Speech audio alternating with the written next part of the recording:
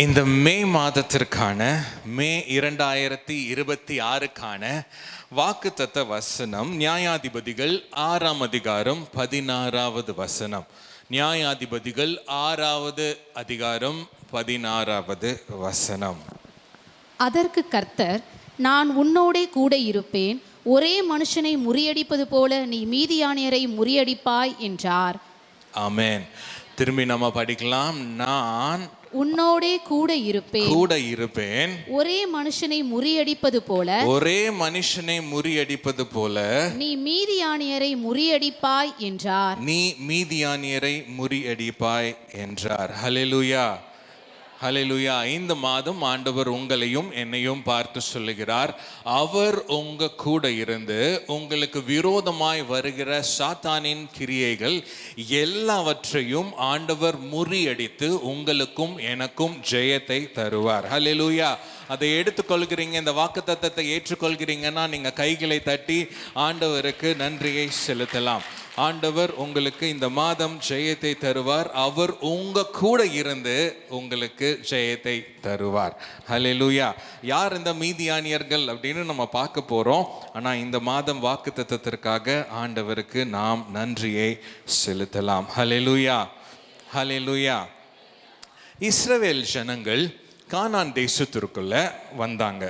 மோசேக்கு அப்புறம் யோசுவா இஸ்ரவேல் ஜனங்களை கானான் தேசத்திற்குள்ள கொண்டு வந்தார். கரெக்டுங்களா?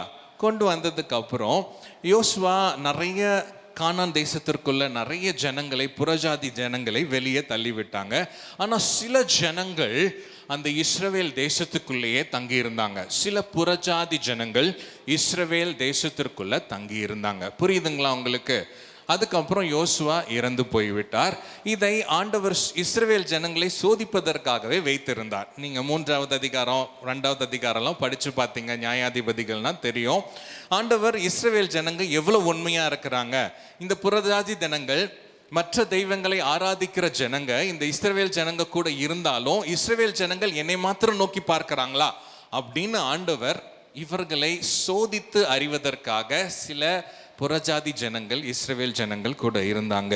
ஆனால் என்ன நடந்துச்சு அந்த காலத்தில் அப்படின்னு பார்த்தீங்கன்னா, அவங்க வழி தவறி போனாங்க. இஸ்ரவேல் ஜனங்கள் பொல்லாத வழிகளில் போனாங்க, வேற தெய்வங்களை செவிக்க ஆரம்பித்தாங்க. ஆண்டவர் அவர்களுக்கு அழிவை கட்டளையிடுவார். அப்போ என்ன நடக்கும்னா, திரும்பி இஸ்ரவேல் ஜனங்க வருவாங்க, ஆண்டவரே எங்களை மன்னித்து விடுங்க, எங்களுக்கு ஏன் இப்படி நடக்குதுன்னு சொல்லும்போது ஆண்டவர் ஒரு நியாயாதிபதியை அவர்கள் மத்தியிலே எழுப்புவார். இஸ்ரவேல் ஜனங்கள் மத்தியிலே ஒரு ராஜா அல்ல, அந்த காலத்தில் நியாயாதிபதிகளை, ஒரு தலைவனை ஆண்டவர் எழுப்புவார். அதில் நீங்கள் 3வது அதிகாரம் 4வது அதிகாரத்தை படித்து பார்த்தீங்க அப்படின்னா ஒரு 4-5 தலைவர்களை பார்க்க முடியும். ஒத்னியேல் என்று ஒருவர், அப்புறம் ஏகூத் என்று ஒரு நியாயாதிபதி, ஷம்கார் என்று ஒரு நியாயாதிபதி, அதுக்கப்புறம் தெபோரால் என்று ஒரு நியாயாதிபதி, அதுக்கப்புறம் பாராக் என்று ஒரு நியாயாதிபதியை ஆண்டவர் எழுப்பி கொண்டிருந்தார். அப்போதான் நம்ம இந்த 6வது அதிகாரத்துக்கு வரோம். இப்போ நம்ம 6வது அதிகாரத்தில் தானே படித்தோம், இந்த 6வது அதிகாரத்திற்கு வரோம். 6வது அதிகாரத்தில் என்ன நடக்குதுன்னா, தெபோரா அப்புறம் பாராக்கெல்லாம் இறந்து போயிட்டாங்க. இப்போ திரும்பி இஸ்ரவேல் ஜனங்கள் அவர்களுடைய பொல்லாத வழிகளுக்கு திரும்பி போகிறாங்க. ஆண்டவர் என்ன செய்கிறாரு அப்படின்னு பார்த்தீங்கன்னா, 6வது அதிகாரம் 2வது வசனத்தில் பார்த்தீங்கன்னா, மீதியானியரின் கை இஸ்ரவேலின் மேல் பலத்து கொண்டிருந்தபடியால் என்ன ஆயிடுச்சுன்னா, மீதியானியர் கையில் ஆண்டவர் ஒப்பு கொடுத்துட்டார். மீதியானியர் என்ன பண்ணுவாங்க அப்படின்னா, இஸ்ரவேல் ஜனங்கள் அவங்க விதையெல்லாம் போட்டு நெல்லெல்லாம் விளையும் இல்லையா, எல்லாம் விளைஞ்சு வர அந்த சமயத்தில் அறுவடைக்கு தயாராக இருக்கிற இஸ்ரவேலர்கள் மத்தியில் திடீர்னு வந்து மீதியானியர்கள் எல்லாத்தையும் திருடிட்டு போயிடுவாங்க. அவங்களுடைய ஆடு மாடு அறுவடைக்கான வைத்திருக்கிற எல்லா காரியத்தையும் என்ன பண்ணுவாங்க, திருடிட்டு போயிடுவாங்க. இந்த மாதிரி ஒரு காலத்துல தான், இந்த மாதிரி கஷ்டமான வறுமையான பஞ்சத்தின் காலத்துல தான் ஆண்டவர் ஒரு ஊழியக்காரனை எழுப்புகிறார். அவர் பெயர் கிதியோன். இந்த கிதியோனுக்கு ஆண்டவர் பேசுறாரு பாருங்க. 6வது அதிகாரத்தை எல்லாரும் எடுத்துக்கொள்ளுங்க. அதுல 11வது வசனத்திலிருந்து 14ஆம் வசனம் வரைக்கும் நம்ம வாசிக்கலாம். அதற்கு பின்பு கர்த்தருடைய தூதனானவர் வந்து அபிசேரியனான யோவாசின் ஊராகிய ஒப்ராவில் இருக்கும் ஒரு கர்வாலி மரத்தின் கீழ் உட்கார்ந்தார். அப்பொழுது அவனுடைய குமாரன் கிதியோன் கோதுமையை மீதியானியரின் கைக்கு தப்புவிக்கதற்காக ஆலைக்கு சமீபமாய் அதை போரடித்தான். இங்க பாருங்க, அங்க மீதியானியர்கள் அறுவடைக்கு ரெடியா இருக்க காரியங்களை திருடிட்டு போயிடுவாங்க. அதனால அங்கிருந்து ஒளிச்சு சில கோதுமை கதிர்களை எடுத்துட்டு வந்து தனியா ஒரு இடத்துல வந்து மீதியானர்களுக்கு தெரியாம கோதுமையை தனியா எடுக்கிறதுக்காக ஒரு முயற்சி பண்ணி கொண்டு இருக்கிறார் கிதியோன். அப்போ கர்த்தருடைய தூதனானவர் அவனுக்கு தரிசனமாகி, பராக்கிரமசாலியே, கர்த்தர் உன்னோடு இருக்கிறார் என்றார். அப்பொழுது கிதியோன் அவரை நோக்கி, ஆ என் ஆண்டவனே, கர்த்தர் எங்களோடு இருந்தால் இவையெல்லாம் எங்களுக்கு நேரிடுவானேன்? கர்த்தர் எங்களை எகிப்திலிருந்து கொண்டு வரவில்லையா என்று எங்கள் பிதாக்கள் எங்களுக்கு விவரித்து சொன்ன அவருடைய அற்புதங்கள் எல்லாம் எங்கே? இப்பொழுது கர்த்தர் எங்களை கைவிட்டு மீதியானியர் கையில் எங்களை ஒப்பு கொடுத்தாரே என்றான். அப்பொழுது கர்த்தர் அவனை நோக்கி பார்த்து, உனக்கு இருக்கிற இந்த பலத்தோடே போ, நீ இஸ்ரவேலை மீதியானியரின் கைக்கு நீங்களாக்கி ரட்சிப்பாய், உன்னை அனுப்புகிறவர் நான் அல்லவா என்றார். நம்மள சில பேர் இப்படி நம்ம யோசிச்சுட்டு இருக்கலாம், ஆண்டவரே எனக்கு அற்புதங்கள் எங்க, நான் கேள்விப்படுற இந்த சபையில் நம்ம கேள்விப்படுற வசனத்தின் மூலியமா நம்ம பார்க்கிற அற்புதங்கள் அதிசயங்கள் எங்கே? ஆண்டவரே நிஜமாவே நீங்கள் என் கூட தான் இருக்கிறீங்களா, நீங்கள் என்னை கைவிட்டுட்டீங்களா என்கிற கேள்வி நமக்கு இருக்கலாம். அதே கேள்வி தான் இங்கே கிதியோனுக்கும் இருக்குது பாருங்க. ஆனால் ஆண்டவர் அவனை பார்த்து, பராக்கிரமசாலியே, உனக்கு இருக்கிற இந்த பலத்தோட போ என்று சொல்லி 16வது வசனத்துல ஒரு வாக்கு தத்தமும் கொடுக்கிறார். என்ன வாக்கு தத்தம்? நான் உன்னோடே கூட இருப்பேன், ஒரே மனுஷனை முறியடிப்பது போல நீ மீதியானியரை முறியடிப்பாய் என்றார். இன்றைக்கு பல கேள்விகளோட நீங்க உட்கார்ந்து கொண்டிருக்கலாம், குழப்பத்தோட உட்கார்ந்து கொண்டிருக்கலாம். கடந்த மாதம் நீங்க எதிர்பார்த்த மாதிரி ஒருவேளை போகல அப்படின்னு சொல்லிட்டு உட்கார்ந்து இருக்கலாம். ஆனா இந்த மாதம் ஒரு வெற்றியின் மாதமாக ஆண்டவர் உங்களுக்கு தருகிறார். அவர் உங்க கூட இருந்து ஒரே மனுஷனை முறியடிக்கிறது போல நீங்கள் மீதியானியரை, சாத்தானின் கிரியைகளை, சாத்தானின் வல்லமைகளை உங்களால முறியடிக்க முடியும் இந்த மாதம். விசுவாசிக்கிறீங்களா? ஹல்லேலூயா, ஹல்லேலூயா. யார் இந்த மீதியானியர்கள்? அவங்க என்ன செய்வாங்க?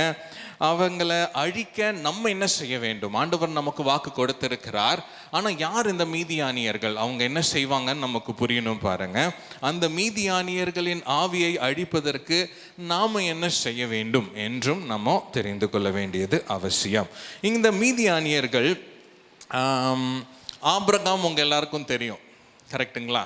ஆபிரகாமுடைய முதல் மனைவி பேர் என்னது? இரண்டாவது மனைவி பேரு, மூன்றாவது மனைவி பேரு கேத்துரால். இந்த கேத்துராலோட மகன் பேரு தான் மீதியான். அந்த மீதியான் வழியா வந்த சந்ததி தான் யாரு? இந்த மீதியானியர்கள். இந்த மீதியானியர்கள் ஆபிரகாமின் சந்ததி தான். ஆனால் மூன்றாவது மனைவி மூலமா வந்த சந்ததியார், வாக்குத்தத்தத்திற்கான சந்ததியார் கிடையாது. இவங்க பிரச்சனையை பண்றாங்க பாருங்க. இவங்க 6வது அதிகாரம் 1-10 வரைக்கும் நீங்க வீட்டில் போய் வாசிச்சு பார்த்தீங்கன்னா அவங்க செய்யற அட்டூழியம், செய்யற பிரச்சனை எல்லாமே தெரியும். அவங்க என்ன பண்ணுவாங்கன்னா, திடீர்னு இஸ்ரவேல் ஜனக்கூட்டத்திற்குள்ள ஒட்டகத்தை எல்லாம் எடுத்துட்டு திடீர்னு ஒரு கும்பலா வந்துருவாங்க, வெட்டிக்கிளி போல வருவாங்க அப்படின்னு போட்டிருக்குது. அப்படியே வந்து அவங்கள தாக்குவாங்க. தாக்குறது மாத்திரம் கிடையாது, அறுவடைக்கு தயாராக இருக்கிற எல்லா பயிர்களையும் எடுத்துட்டு போயிடுவாங்க, ஆகாரம் எடுத்துட்டு போயிடுவாங்க, ஆடு மாடு கழுதை எல்லாத்தையும் எடுத்துட்டு போயிடுவாங்க. யோசிச்சு பாருங்க, வருஷம் முழுசா இவங்க பாடுபட்டு விதைச்சு விதைச்சு விதைச்சு அறுவடைக்காக காத்திருக்கிற இஸ்ரவேலர்களை என்ன பண்ணிட்டாங்க? இந்த மீதியானியர்கள் வந்து டக்குன்னு திருடிட்டு ஓடி போயிடுவாங்க. அதனால இஸ்ரவேல் ஜனங்கள் என்ன இருந்தாங்க? வறுமையில, கஷ்டத்திலையும் வறுமையிலையும் பாடுலையும் இருக்க வேண்டிய நிலைமை ஏற்பட்டுச்சு. வசனத்துல இருக்கு, அவங்க நிறைய நேரம் ஒளிஞ்சுக்கிறாங்களாம். இவங்க வர்றாங்கன்னு சொல்லிட்டு பயத்துல ஒளிஞ்சுக்கிறாங்க, கொகையில போய் இருக்கிறாங்க, பற்றாக்குறையில வாழ்றாங்க. ஒரு சிறுமைப்படுத்தப்பட்ட நிலைமை எத்தனை வருடம் இருந்ததுன்னு போட்டிருக்குன்னா 7 வருடம் இருந்துச்சு. அப்பதான் இந்த கிதியோனை ஆண்டவர் எழுப்புகிறார். இந்த மீதியானியர் கூட அமலேக்கியர்னு ஒரு கும்பலும் வருது பைபிள்ல. அமலேக்கியர் யாருன்னா, ஈசா தெரியுதுங்களா உங்களுக்கு? யாக்கோபு ஈசாவோட பேரன் பேரு தான் அமலேக். அந்த அமலேக்கோட கும்பல் தான் அமலேக்கியர்கள். இவர்களும் அழிக்க நினைக்கிற ஜனங்கள். இன்றைக்கு நம்ம ஆண்டவருடைய பிள்ளைகளாக இருக்கிறோம். ஆனா சாத்தான் நம்மளுக்கு எதிராக போரிடுகிறான், நம்மளுக்கு எதிராக செயல்படுகிறான். என்ன செயல்படுகிறான் அப்படின்னா, நம்மை திருடவும் அழிக்கவும் நம்மை கொல்லவும் சாத்தான் தீவிரித்து வருகிறான் என்று சொல்லி வேதாகமம் சொல்லுது. யோவான் எழுதின சுவிசேஷம் 10வது அதிகாரம் 10வது வசனத்தை நாம் வாசிக்கலாம். யோவான் 10வது அதிகாரம் 10வது வசனத்தை நாம் வாசிக்கலாம். திருடன் திருடவும் கொல்லவும் அழிக்கவும் வருகிறானே அன்றி, திருடன் திருடவும் கொல்லவும் அழிக்கவும் வருகிறானே அன்றி. யார் இந்த திருடன்? சாத்தான், பிசாசு நமக்கு எதிராக, நம் ஆண்டவரின் பிள்ளைகளாக இருக்கிறதுனால நமக்கு எதிராளியாக இருக்கிறான். அவன் இந்த மீதியானியர்கள், இந்த அமலேக்கியர் செய்த காரியத்தை இன்றைக்கும் நம் வாழ்விலை செய்கிறான். பாருங்க, இன்றைக்கும் நம் வாழ்விலை செய்கிறான், நம்மளை சோர்வடைய பண்றான், பல விதமான காரியங்களை செய்கிறான். இந்த மீதியானியர்கள் செய்த காரியத்தை சிலவற்றை நான் சொல்றேன். அது நம்ம வாழ்க்கையில அது நம்ம கம்பேர் பண்ணி பார்க்க முடியும். இந்த மீதியானியர்கள் என்ன பண்றாங்க அப்படின்னா, திரும்ப திரும்ப வருவாங்க. நம்ம வாழ்க்கையில திரும்ப திரும்ப வர பிரச்சனைகள் இருக்கா? திரும்ப திரும்ப வருஷம் இந்த வருஷம் முடிஞ்சிருச்சுன்னு நினைச்சேன் பிரதர், ஆனா அடுத்த வருஷம் திரும்பி அதே பிரச்சனை அதே நேரத்துல எனக்கு வருது. இந்த மாசம் ஒரு வியாதி வந்தது, அந்த வியாதி முடிஞ்சிருச்சுன்னு நினைச்சேன், ஆனா திரும்பி அடுத்த மாசம் அதே வியாதி வருது. கடன்லாம் இப்பதான் அடைச்சு முடிச்சேன், ஆனா திரும்பி அடுத்த மாதம் கடன் வருது. இந்த பிரச்சனை இப்போதான் முடிஞ்சதுன்னு நினச்சேன், ஆனால் திரும்பி இந்த பிரச்சனை வருது. ஆவிக்குரிய வாழ்க்கையில் திரும்பி திரும்பி சோர்வு, அப்புறம் உற்சாகம், அப்புறம் சோர்வு, இந்த மாதிரி திரும்பி திரும்பி வருகிற காரியம் மீதியானியர்கள் கொண்டு வருகிற காரியம். எப்பொழுதுமே ஒரு அழுத்தம், எப்பொழுதுமே ஒரு பயம், எப்பொழுதுமே ஒரு அழுகை, நமக்கு பயம் கலந்த ஒரு அழுகை காணப்படும். ஆசீர்வாதம் வரும், ஆசீர்வாதம் வந்த மாதிரி இருக்கும், ஆனால் தங்காது. உணர்ந்திருக்கீங்களா? ஆசீர்வாதம் வரும், நல்ல ஆசீர்வாதம், அப்பா இது போதுண்டா நம்ம வாழ்க்கைக்குன்னு தோணும், ஆனால் அது நிரந்தரமாக தங்காது. எப்பொழுதுமே ஒரு தாழ்வு மனப்பான்மை, ஒரு குகையில் வாழ்கிற ஒரு எண்ணம் போன்ற ஒரு வாழ்க்கை. இதெல்லாம் நம்ம சாத்தான் நமக்கு எதிராக வந்து திருடி கொண்டு போகிற காரியங்கள். நம்மளுடைய ஆசீர்வாதத்தை திருடுகிறான். நமக்கு ஆண்டவர் கொடுக்கிற நல்ல காரியங்களை, நல்ல சந்தோஷமாக ஆண்டவர் நாம் வாழ்வதற்காக கொடுத்த காரியங்களை திருடி போகிறவனாக காணப்படுகிறான். அடுத்தது அமலேக்கியர் பாருங்க. அமலேக்கியரும் இந்த மாதிரி இஸ்ரவேலுக்கு எதிராக வந்து பல பிரச்சனைகளை கொண்டு போயிட்டு இருந்தாங்க. இந்த 6வது 7வது அதிகாரத்தில் மீதியானியர்களும் வராங்க, அமலேக்கியரும் வராங்க. அமலேக்கியர் என்ன பண்ணுவாங்கன்னா, திடீர்னு வந்து அவங்கள தாக்குவாங்க. நம்மளுக்கும் இன்றைக்கு நல்லா போயிட்டு இருக்க மாதிரி இருக்கும், ஆனால் திடீர்னு சாத்தான் ஏதாவது ஒரு பிரச்சனையை கொண்டு வருவான். நம்ம சோர்ந்து போய் இருப்போம், நம்மளுக்கே முடியாமல் இருப்போம், ஆனால் திரும்பி நம்மளை தாக்குவான். அது அமலேக்கியரின் ஆவி. நம்ம சோர்ந்து போயிருக்க நேரத்தில் திரும்பி திரும்பி திரும்பி இன்னும் அதிகமாக சோர்ந்து போக செய்கிற அமலேக்கியரின் ஆவி. ஆவிக்குரிய போராட்டம் வரும். நம்ம விசுவாசத்தை சோர பண்ணுகிற போராட்டங்கள், பயங்கள், பயங்கரமான பிரச்சனைகள், இது எல்லாமே அமலேக்கியர் நம் வாழ்விலே கொண்டு வருகிற பிரச்சனைகள். ஆனால் யோவான் 10ஆம் அதிகாரம் 10ஆம் வசனம் சொல்லுகிறது, ஆண்டவராகிய இயேசு சாத்தானை அழிப்பதற்காக வந்தார். நாம் படிக்கலாமா? யோவான் 10ஆம் அதிகாரம் 10ஆம் வசனம், திருடன் திருடவும் கொல்லவும் அழிக்கவும் வருகிறானே அன்றி வேறொன்றுக்கும் வரான். அதாவது சாத்தான் திருடவும் கொல்லவும் நம்மை அழிக்க வேண்டும் என்று வகை தேடி திரிகிறான். எப்படியாவது இவங்களை விசுவாச வாழ்க்கையை விட்டு நம்ம நவுத்த வேண்டும், இவங்க ஆண்டவரை பின்பற்றக்கூடாது என்று ஏதாவது ஒரு பிரச்சனையை திரும்பி திரும்பி கொண்டு வருகிறான். ஆனா ஆண்டவராகிய இயேசு சொல்றாரு பாருங்க, நானோ அவைகளுக்கு ஜீவன் உண்டாகவும் அது பரிபூர்ணப்படவும் வந்தேன். ஹல்லேலூயா. ஜீவனை அழிக்க நினைக்கிறான் சாத்தான், ஆனா ஆண்டவராகிய இயேசு நமக்கு ஜீவனை கொடுக்க வந்திருக்கிறார். நம்மை பற்றாக்குறையிலே வாழ நினைக்கிறான் சாத்தான். நம்ம எப்பவுமே பற்றாக்குறையில இருக்கணும், அவனை வாழவே விடக்கூடாது. ஆனா ஆண்டவர் நமக்கு பரிபூரணத்தை தருகிற தேவனாக இருக்கிறார். ஒருவேளை நீங்க இன்னைக்கு ஜீவனோட சந்தோஷமா இருக்கிறீங்க அப்படின்னா ஆண்டவர் உங்களுக்கு ஜீவனையும் பரிபூரணத்தையும் கொடுத்து உங்களை ஆசீர்வதிக்கிறார். ஆனா நான் சந்தோஷமா தான் இருக்கிறேன் பிரதர், ஆனா அப்பப்போ நீங்க சொன்ன பிரச்சனைகள் வருது அப்படின்னா இந்த மீதியானியர்கள், இந்த அமலேக்கியர் கொண்டு வருகிற பிரச்சனையை சாத்தான் நம் வாழ்க்கையிலே அப்பப்போ கொண்டு வருகிறான். இன்னைக்கு நம்ம அதுக்கு என்ன செய்ய வேண்டும் என்று நாம் பார்க்க போகிறோம். அதற்கு நாம் எப்படி ஜெபிக்க வேண்டும், எப்படி இந்த அமலேக்கியரையும் இந்த மீதியானியரையும் இந்த கிதியோன் எப்படி மேற்கொண்டார், அப்படியே நாம் செயல்படும் போது நாம் மேற்கொண்டு வெற்றியுள்ள வாழ்க்கை வாழ முடியும். அல்லேலூயா. விசுவாசிக்கிறீங்களா? ஆமென். இந்த நியாயாதிபதிகள் புத்தகத்தை திரும்பி எடுத்துக்கோங்க.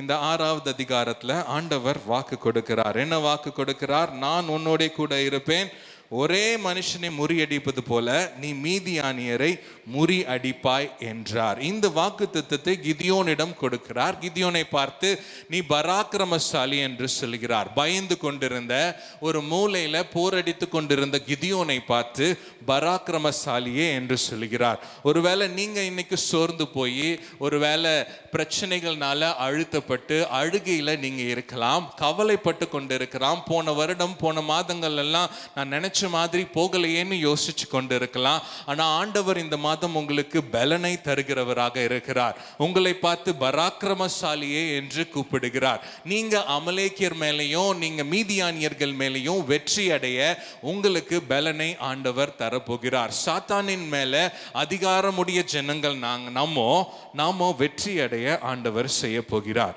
இங்க கிதியோன் எப்படி வெற்றி அடைகிறார் என்பதை நீங்க அப்படியே படிச்சுட்டு வந்தீங்கன்னா தெரியும்.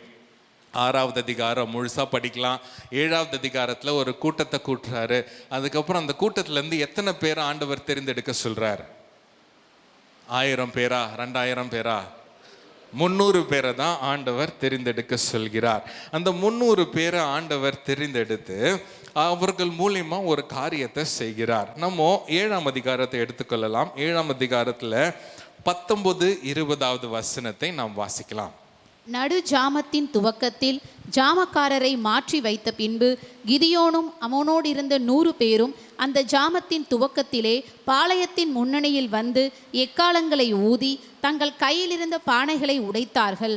3 படைகளின் மனுஷரும் எக்காளங்களை ஊதி பானைகளை உடைத்து தீவட்டிகளை தங்கள் இடது கைகளிலும் ஊதும் எக்காளங்களை தங்கள் வலது கைகளிலும் பிடித்து கொண்டு கர்த்தருடைய பட்டயம் கிதியோனுடைய பட்டயம் என்று சத்தமிட்டு பாளையத்தை சுற்றிலும் அவரவர் தங்கள் நிலையிலே நின்றார்கள்.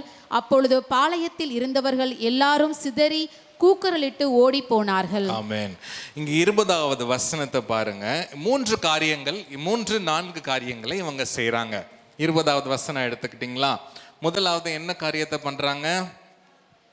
எக்காலம் ஊதி, அடுத்தது பானைகளை உடைத்து, அடுத்தது தீவட்டிகளை தங்கள் இடது கையிலும் ஊதும் எக்காலங்களை தங்கள் வலது கையிலும் பிடித்து கொண்டு கர்த்தருடைய பட்டயம் கிதியோனுடைய பட்டயம் என்று சத்தமிட்டார்கள். ஆண்டவர் வெற்றியை அவர்கள் கையிலே தந்தார். இப்போ நீங்களும் நானும் பண்ண வேண்டியது 4 காரியம் சொல்லலாங்களா? அது முதலாவது நம்ம பானையை உடைத்து எடுத்துக்கொள்ளலாம். ஓகே, முதலாவது பானையை உடைத்து, அடுத்தது தீவட்டியை எடுத்துக்கொண்டு, அடுத்தது ஊதும் எக்காலத்தை பயன்படுத்தி, அடுத்தது சத்தமிட்டு கூறினார்கள். என்ன? கிதியோனின் பட்டயம் கர்த்தரின் பட்டயம், கிதியோனின் பட்டயம் என்று சத்தமிட்டு சொன்னார்கள். சொல்லலாமா இந்த 4 காரியத்தை? முதலாவது பானையை உடைத்து, அடுத்தது, மூன்றாவது, 4வது சத்தமிட்டு கூறினார்கள். சரி, இப்போ பானையை உடைத்து எதை குறிக்கிறது? பானையை உடைச்சதுக்கு அப்புறம் தான் அதுக்குள்ள இருக்க வெளிச்சம் வருது பாருங்க. இப்போ பானை எதை குறிக்கிறது? பானை எதை குறிக்கிறது? நம்ம சிலுவை தியான கூட்டத்தில் நம்ம நிறைய இதை பற்றி பார்த்தோம். நம்மளுடைய சுயம் சாக வேண்டும். நமக்கு இருக்க சிலுவையை நாம் சுமக்க வேண்டும். நம்மளுடைய சுயம் முழுமையாக சாகாத நிலைமை இன்னும் நமக்கு காணப்படுது பாருங்க. சில நேரங்களில் நான் சொல்கிறது தான் நடக்கணும் அப்படின்னு நிறைய நேரங்களில் நம்ம வீடுகளில் சொல்லுவோம். நான் சொல்வது தான் கண்டிப்பாக நடந்தே ஆகணும் அப்படின்னு சொல்லுவோம். ஆண்டவர் சொல்கிறத நம்ம கேட்குறதுக்கு தயாராக இல்லை. ஏன்? நம்மளுடைய பானை இன்னும் உடைக்கப்படவில்லை. நம்ம இன்னும் நம்மளுடைய ஈகோலிருந்து, நம்மளுடைய சுயநலத்திலிருந்து நாம் இறங்கி வரவில்லை. அதனால தான் நீ பெரியவனா நான் பெரியவனா அப்படின்னு சொல்லி நம்ம போட்டி போடுகிற ஜனங்களாக நாம் காணப்படுகிறோம். 2 கொரிந்தியர் 4:7 நாம் வாசிக்கலாம். 2 கொரிந்தியர் 4ஆம் அதிகாரம் 7ஆம் வசனத்தை வாசிக்கிறோம். இந்த மகத்துவமுள்ள வல்லமை எங்களால் உண்டாயிராமல் தேவனால் உண்டாயிருக்கிறது என்று விளங்கும்படி இந்த பொக்கிஷத்தை மண்பாண்டங்களில் பெற்றிருக்கிறோம். இந்த பொக்கிஷத்தை மண்பாண்டங்களில் பெற்றிருக்கிறோம். யார் அந்த பொக்கிஷம்?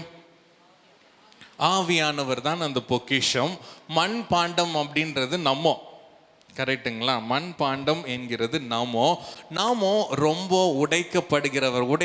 நம்மளை ஈஸியாக தட்டிட முடியும். நம்ம சாதாரண மனிதர்கள், நம்ம லேசான மனிதர்கள் தான். ஆனால் நமக்குள்ள ஒரு பொக்கிஷம் இருக்கு பாருங்க. நமக்குள்ள இருக்க பொக்கிஷம் வெளியே வர வேண்டும் என்றால் அந்த மண்பாண்டம், அந்த பானை உடைக்கப்பட வேண்டும். அல்லேலூயா. நம்மளுடைய பெருமை உடைக்கப்பட வேண்டும். நம்மளுடைய சுய பெருமை, சுய மகிமை காணாமல் போக வேண்டும்.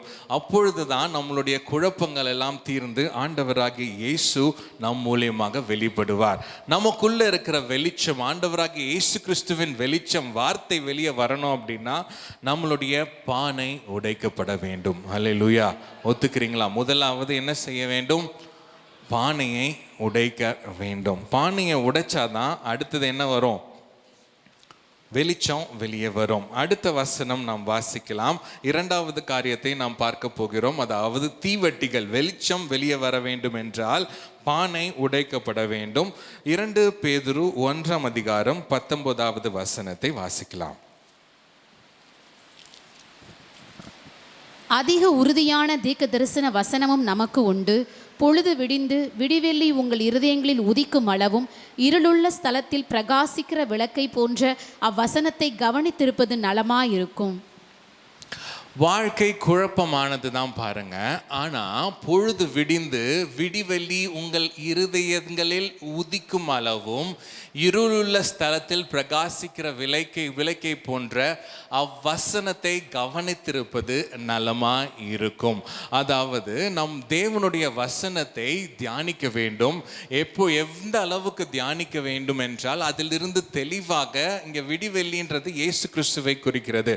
ஆண்டவராகிய இயேசு கிறிஸ்து உங்களோடும் என்னோடும் தெளிவாக பேசும் வரை, கிளாரிட்டி, ஒரு தெளிவு தன்மை உங்களுக்குள்ளும் எனக்குள்ளும் வர வரைக்கும் நம்ம வசனத்தை நாம் கவனமாக நாம் படிக்க வேண்டும். ஹல்லேலூயா.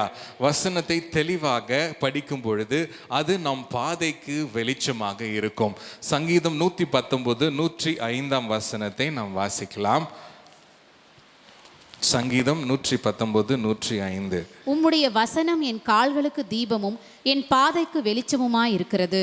சில நேரங்களில் நாம் கிதியோனை போல குழப்பமான சூழ்நிலைகளில் நாம் கடந்து போவோம். என்ன செய்வதுனே தெரியாது. அங்கே சுற்றி இருக்கிற கிதியோனுக்கு சுற்றி இருந்த மக்கள் எல்லாம் விக்கிரக ஆராதனைக்கு போயிட்டாங்க. எல்லாரும், அவங்க அப்பா உட்பட எல்லாரும் விக்கிரக ஆராதனைக்கு போயிட்டாங்க. நிறைய பேர் போயிட்டாங்க. ஆனால் கொஞ்சம் பேர் ஆண்டவரை நம்பி இருக்கிற மக்களாக இருக்கிறாங்க. அந்த கொஞ்சம் பேரில் ஒருத்தன் தான் இந்த கிதியோன்.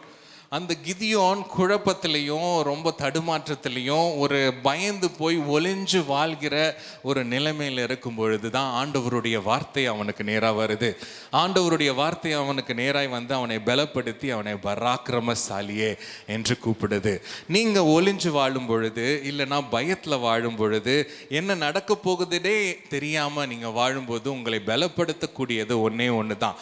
உங்களுக்கு வெளிச்சம் இல்லாத நேரத்தில் வெளிச்சத்தை கொடுக்கக்கூடியது ஒன்றே ஒன்று தான். அது என்ன? ஆண்டவரின் வார்த்தை. அதுதான் நாம் பார்த்து கொண்டிருக்கிற இந்த 2வது காரியம், தீவெட்டி. முதலாவது என்ன பண்ணாங்க? பானையை உடைச்சாங்க. அடுத்தது 2வது என்ன பண்ணாங்க? தீவெட்டி. அடுத்தது 3வது என்ன பண்ணாங்க? எக்காலத்தை எடுத்து ஊதினார்கள். 3வது ட்ரம்பெட். அவங்க ஊதும் பொழுது என்ன நடந்தது என்று நாம் பார்க்கிறோம். அதுக்கு முன்னாடி சில வசனங்களை வாசிக்கலாம். அப்போஸ்தலர் 16 25 26 நாம் வாசிக்கலாம். நடு ராத்திரியிலே பவுலும் சீலாவும் ஜெபம் பண்ணி தேவனை துதித்து பாடினார்கள். காவலில் வைக்கப்பட்டவர்கள் அதை கேட்டுக்கொண்டிருந்தார்கள்.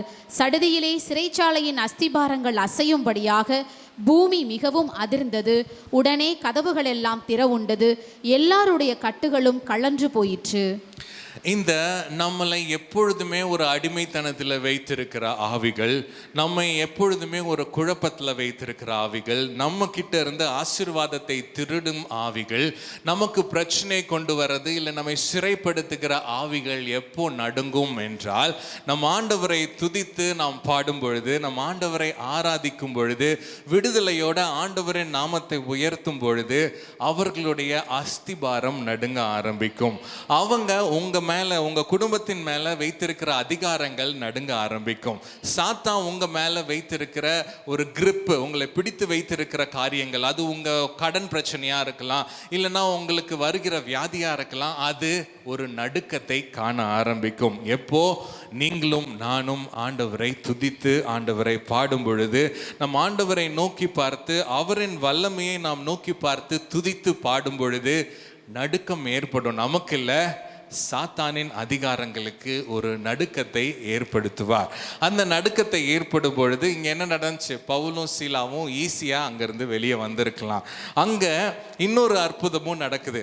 அங்கே சாத்தானின் வல்லமைகளிலிருந்து அதில் இல்லை, இன்னும் சொல்லணும்னா சிறைச்சாலை இடிந்து விழுந்ததுனால அங்கே இன்னொருத்தர் இருக்கிறார். இன்னொருத்தர் அந்த ஜெயில் வார்டனையும் ஆண்டவர் தொடுகிறார். நீங்க துதிக்கும் போது, ஆராதிக்கும் பொழுது உங்களுக்கு விடுதலையை ஆண்டவர் கொடுப்பார். அது மாத்திரமல்ல, உங்களை சுற்றி இருக்கிறவர்களுக்கும் ஆண்டவர் விடுதலையை கொடுத்து வெளிச்சத்திற்கு நேராக நீங்க அவங்களை கூட்டிக் கொண்டு வருவதற்கு ஆண்டவர் செயல்படுவார். ஹல்லேலூயா. பிரச்சனைகளுக்கு நடுவில், சாத்தானின் செயல்களுக்கு நடுவில் நம்ம தளர்ந்து போக வேண்டிய அவசியம் இல்லை. நம்ம ஆண்டவரை நோக்கி துதிக்கும் பொழுது, ஆண்டவரை சத்தமாக அவருடைய நாமத்தை உயர்த்தும் போது அவர் செயல்படுவார். சாத்தானின் அஸ்திபாரங்கள் நடுங்கும். ஹல்லேலூயா. அமலேக்கியர்களையும் மீதியானியர்களையும் கிதியோன் மேற்கொள்கிறான். எப்படி மேற்கொள்கிறான்? முதலாவது பானையை உடைத்து, தீவட்டியை எடுத்து, எக்காலத்தை ஊதி, அடுத்ததாக சத்தமாக சொல்றான். என்ன சொல்றான்? 20வது வசனத்தை வாசிக்கலாம். 20, 21, 7 நியாயாதிபதிகள் 7ஆம் அதிகாரம் 20, 21 வாசிக்கலாம். 3 படைகளின் மனுஷரும் எக்காலங்களை ஊதி, பானைகளை உடைத்து, தீவட்டிகளை தங்கள் இடது கைகளிலும் ஊதும் எக்காலங்களை தங்கள் வலது கைகளிலும் பிடித்து கொண்டு, கர்த்தருடைய பட்டயம் கிதியோனுடைய பட்டயம் என்று சத்தமிட்டு பாளையத்தை சுற்றிலும் அவரவர் தங்கள் நிலையிலே நின்றார்கள். அப்பொழுது பாளையத்தில் இருந்தவர்கள் எல்லாரும் சிதறி கூக்குரலிட்டு ஓடி போனார்கள். அடுத்த வசனம். 300 பேரும் எக்காலங்களை ஊதுகையில் கர்த்தர் பாளையமெங்கும் ஒருவர் பட்டயத்தை ஒருவருக்கு விரோதமாய் ஓங்க பண்ணினார். சேனையானது சேரோத்தில் உள்ள பெத்சித்தா மட்டும் தாபாத்திற்கு சமீபமான ஆபேல் மேகோலாவின் எல்லை மட்டும் ஓடி போயிற்று. அப்போ ஆமென். நீங்க எக்காலங்களை ஊதும் பொழுது என்ன ஆகுது பாருங்க. கர்த்தர் பாளையமெங்கும் ஒருவர் பட்டயத்தை ஒருவருக்கு விரோதமாய் ஓங்க பண்ணினார். சாத்தானின் சேனைகள் நடுங்குது. சாத்தானின் சேனைக்குள்ள, சாத்தானின் திட்டத்திற்குள்ள ஒரு குழப்பத்தை ஆண்டவர் ஏற்படுத்துகிறார். இங்க 20வது வசனத்துல கடைசியா பார்த்தீங்கன்னா, கர்த்தருடைய பட்டயம் கிதியோனுடைய பட்டயம் என்று சத்தமாக அறிக்கையிட்டார்கள். கர்த்தருடைய பட்டயம் கிதியோனுடைய பட்டயம் என்று சொல்லி அறிக்கையிட்டார்கள். அப்படின்னா என்ன அர்த்தம்? யுத்தம் உங்களுடையது அல்ல, கர்த்தருடையது. ஹல்லேலூயா. யுத்தம் உங்களுடையது அல்ல, கர்த்தருடையது. நீங்க சும்மா இருந்து ஆண்டவரை மாத்திரம் விசுவாசித்து அறிக்கையிட வேண்டும். என்ன அறிக்கையிட வேண்டும்? தேவன் நமக்காய் யுத்தம் செய்கிறார் என்று அறிக்கையிட வேண்டும். என்ன அறிக்கையிட வேண்டும்? என் வியாதிக்காக ஆண்டவர் சிலுவையிலே மரித்தார், என் குடும்ப பிரச்சனையை ஆண்டவர் தீர்த்து வைப்பார், எனக்கு போராட்டங்களிலிருந்து ஆண்டவர் ஒரு முடிவை கொண்டு வருவார் என்று ஆண்டவரை துதித்து அவருக்கு நன்றி சொல்லுகிற ஜனமாக நீங்களும் நானும் காணப்படும் பொழுது நாம் அறிக்கையிடுகிறோம். என்ன அறிக்கையிடுகிறோம்? வெற்றியை அறிக்கையிடுகிறோம். ஆண்டவரே, நீர் எனக்கு வெற்றியை தருகிற தேவனாய் இருக்கிறீர் என்று சொல்லி நாம் ஓயாமல் அறிக்கையிடுகிற ஜனமாக நாம் இருக்கிறோம். ஹல்லேலூயா. 4 காரியங்களை நாம் பார்த்தோம். என்ன அந்த 4 காரியங்கள்? பானையை உடைக்க வேண்டும், நம்மளுடைய சுயம் சாக வேண்டும், நம்மளுடைய காரியம் நம்மளுடைய சித்தம் அல்ல, ஆண்டவருடைய சித்தம் நம் வாழ்க்கையிலே நிறைவேற வேண்டும் என்று நாம் ஒப்பு கொடுக்க வேண்டும். 2வது, தீவட்டிகள் இடைவிடாமல் நம் தேவனுடைய வசனத்தை நாம் படிக்க வேண்டும். வசனம் நமக்கு வெளிச்சமாக இருக்கிறது. மூன்றாவது என்ன பண்ணோங்க? எக்காலத்தை ஊத வேண்டும். நாம் துதித்து நாம் ஆராதிக்கும் பொழுது சாத்தானின் பிடியிலிருந்து ஆண்டவர் நமக்கு ஒரு விடுதலையை கொடுப்பார். நமக்கு மாத்திரம் அல்ல, நம்மை சுற்றி இருக்கிறவர்களும் விடுதலையை பெற்றுக்கொள்வார்கள். நான்காவது, நம் ஆண்டவர் நமக்காக செய்து முடித்தவைகளை நாம் அறிக்கையிட வேண்டும். அவர் என்ன செய்து கொண்டிருக்கிறார் என்பதை துதித்து பாடி நாம் ஜெபித்து நாம் வெற்றியை நாம் பெற்றுக்கொள்கிற மனிதர்களாக நாம் இருக்க வேண்டும். அப்படி நாம் செய்யும் பொழுது நாம் எந்த நிலைமையில் நாம் இருந்தாலும் ஆண்டவர் நமக்கு ஜெயத்தை தருகிற தேவனாய் இருக்கிறார். அமலேக்கியரின் வல்லமை அழிக்கப் போகிறார். மீதியானியர்களின் வல்லமை நம்மளை அழுத்தி கொண்டிருக்கிற நம்ம கிட்ட இருந்து திருடுகிற சில காரியங்கள், அமலேக்கிய காரியங்கள், மீதியானிய காரியங்களாக இருக்கிறது. அந்த காரியங்கள் எல்லாவற்றிலிருந்தும் ஆண்டவர் ஒரு விடுதலையை கொடுத்து நமக்கு ஆசீர்வாதத்தை கட்டளையிட ஆண்டவர் நல்லவராக இருக்கிறார். இப்பொழுது கடைசியாக ஒரே ஒரு காரியத்தை சொல்லி நான் ஜெபிக்க விரும்புகிறேன். இந்த காரியம்லாம் எப்போ நடக்குது? எந்த நேரத்தில் நடக்குது? பகலில் நடக்குதா, இரவில் நடக்குதா, இல்லை எந்த நேரத்தில் நடக்குது?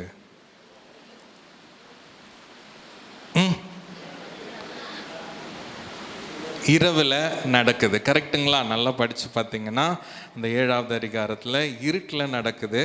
அந்த அமலேக்கியர், அந்த மீதியானியர்கள்லாம் பயங்கரமாக படுத்துட்டு தூங்கிட்டு இருப்பாங்கன்னு நினைக்கிறேன். அந்த இடத்துல திடீர்னு ஒரு சத்தம், திடீர்னு ஒரு 300 பேர் சத்தமாக எக்காலத்தை ஊதி அவங்க அறிக்கையிடுறாங்க. கர்த்தருடைய பட்டயமே கிதியோனின் பட்டயம் என்று அறிக்கையிடும் பொழுது பிரச்சனைகள் அவங்களுக்குள்ள ஏற்படுகிறது. ஆண்டவர் வெற்றியை கொடுக்கிறார். இங்கே இருக்கிற சிலரை ஆண்டவர் எழுப்ப போகிறார். எப்போன்னா நீங்கள் தூங்கிட்டு இருக்கும்போது ஆண்டவர் எழுப்புவார். எழுப்பி ஆண்டவர் இந்த இந்த இந்த சாத்தானின் கிரியைகளுக்கு எதிராக உங்களை ஜெபத்தில் போரிடுறதுக்காக உங்களை தூண்டுவார். நீங்கள் தூண்டும் பொழுது நீங்கள் என்ன செய்ய வேண்டும்? உங்கள் சுயத்தை, அதாவது உங்கள் தூக்கத்திற்கு முக்கியத்துவம் கொடுக்காம, உங்கள் உறக்கத்திற்கு ஐயோ ஆண்டவரே நான் டயர்டாக இருக்கேன் அப்படின்னு நீங்கள் தூங்காமல் ஒரு 5 நிமிஷம் முழங்கால் படியிட்டு ஆண்டவருடைய சத்தத்தை கேட்கிறவர்களாக வேதத்தை நாம் படித்து ஆண்டவரை துதிக்கும் பொழுது அமலேக்கியரின், மீதியானியர்களின் ஆவியிலிருந்து நம்மை, நம் குடும்பத்தை, நம் சபை, நம் பாண்டிச்சேரியை ஆண்டவர் விடுதலை செய்வார். ஹல்லேலூயா, ஹல்லேலூயா. செய்வீங்களா? உங்களை ஆண்டவர் நடு ராத்திரியில் ஒரு 2 மணிக்கு எழுப்பி விடுறாருன்னு வச்சுக்கோங்களேன். திரும்பி போர்வையை நல்லா எடுத்து நல்லா இழுத்து தூங்குறதுக்கு பதிலாக நம்ம என்ன செய்ய வேண்டும்? ஒரு 5 நிமிடம், ஒரு 10 நிமிடம் ஆண்டவர் எதற்காக ஜெபிக்க சொல்கிறாரோ அதற்காக நீங்கள் போராட்டம் செய்து ஜெபித்தீங்கன்னா ஆண்டவர் வெற்றியை கட்டளையிடுவார். ஹல்லேலூயா. விசுவாசிக்கிறீங்களா?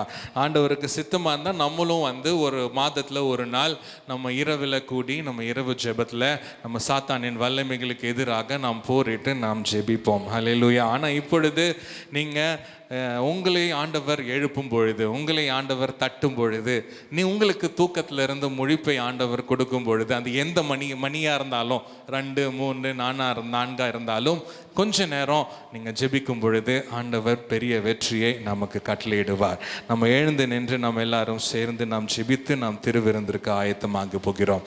அப்படியே நம்ம எல்லாரும் எழுந்து நிற்கலாமா? அன்புள்ள ஆண்டவரே, உமக்கு நன்றி செலுத்துகிறோம் அப்பா. இந்த வெள்ளிக்கிழமை ஆராதனையில் ஆண்டவரே, நியாயாதிபதிகள் புத்தகத்திலிருந்து நீர் கொடுத்த வாக்கு தத்துவத்திற்காய் உமக்கு நன்றி ஆண்டவரே. நீர் எங்களோடு இருக்கிறேன் என்று சொன்ன வாக்குக்காய் நன்றி செலுத்துகிறோம் அப்பா. நீர் உம்முடைய பிரசனம் எங்கள் கூட இருக்கிறதற்காய் நன்றி. உம்முடைய வல்லமை, உம்முடைய பராக்கிரமம் செய்யும் கரம் எங்கள் கூட இருக்கிறதற்காய் உமக்கு நன்றி செலுத்துகிறோம் ஆண்டவரே. ஒரே மனுஷனை முறியடிப்பது போல நீ மீதியானியரை முறியடிப்பாய் என்று நீர் சொன்ன வாக்கு தத்தத்திற்காய் நன்றி செலுத்துகிறோம் ஆண்டவரே. கிதியோன் ஒரு சின்ன மனிதனாக, போராட்டத்திற்குள்ள, பயத்திற்குள்ள இருக்கிற மனிதனாக இருந்தான். ஆனால் அவனுக்கு ஒரு பெரிய வெற்றியை நீங்கள் தந்தீங்கப்பா. அதற்காக உமக்கு நன்றி செலுத்துகிறோம். அப்படியே கைகளை உயர்த்தி சொல்லலாமா? ஆண்டவரே, அதே வெற்றி ஆண்டவரே மீதியானியர்களுக்கு எதிராக, அமலேக்கியருக்கு எதிராக கிதியோனுக்கு நீர் செய்த அதே வெற்றியை எங்களுக்கும் நீங்கள் செய்ய வேண்டுமாய் நாங்கள் ஜெபிக்கிறோம் ஆண்டவரே. எங்க வியாதி, எங்க கடன், எங்க பிரச்சனை திரும்பி திரும்பி வருகிறதா இருக்குது ஆண்டவரே. இந்த மீதியானின் வல்லமைகளுக்கு எதிராக நாங்கள் போர் எடுக்கிறதற்கு எங்களுக்கு பலனை கொடுங்க ஆண்டவரே. எங்க பயத்திலிருந்து எங்களை நீங்களாக்கி விடுங்க ஆண்டவரே. திடீர்னு வருகிற பிரச்சனைகள்ல இருந்து எங்களை நீங்களாக்கி விடுங்க. எங்களை பலன் இல்லாமல் செய்ய போக பண்ணுகிற எல்லா அமலேக்கிய வல்லமைகளிலிருந்து எங்களுக்கு நீர் விடுதலையை இப்பொழுதே நீர் தர வேண்டுமாய் நாங்கள் ஜெபிக்கிறோம் ஆண்டவரே. நீர் எங்களுக்காய் பரிபூரண ஜீவனை கொடுக்க நீர் எங்களுக்கு வந்திருக்கிறீங்கப்பா. சாத்தானின் வல்லமை எங்களை திருட செய்யலாம், சாத்தானின் வல்லமை எங்களை அழிக்க செய்யலாம். ஆனால் எங்கள் தேவனாகிய கர்த்தராகிய நீர் எங்களுக்கு ஆண்டவரே ரட்சிப்பையும் ஜீவனையும் சுகத்தையும் பலனையும் அது பரிபூர்ணப்படவும் நீங்க வந்திருக்கிறீங்க என்று வாசிக்கிறோம் ஆண்டவரே. அந்த வசனத்தை விசுவாசித்து நாங்கள் ஜெயத்தை பெற்றுக்கொள்கிறோம் ஆண்டவரே. எங்களுக்கு ஆண்டவரே எங்களுடைய சுயம் காணப்படக்கூடாது, எங்கள் சுயம் சாக வேண்டும் ஆண்டவரே. நாங்கள் இல்லப்பா உம்முடைய சித்தத்தை நாங்கள் செய்ய வேண்டும். நீங்க எங்களுக்கு என்ன சொல்கிறீங்களோ அதன்படி எங்கள் வாழ்க்கையை நாங்கள் கட்டி அமைக்க எங்களுக்கு நீங்க உதவி செய்ய வேண்டுமா நாங்கள் ஜெபிக்கிறோம் ஆண்டவரே.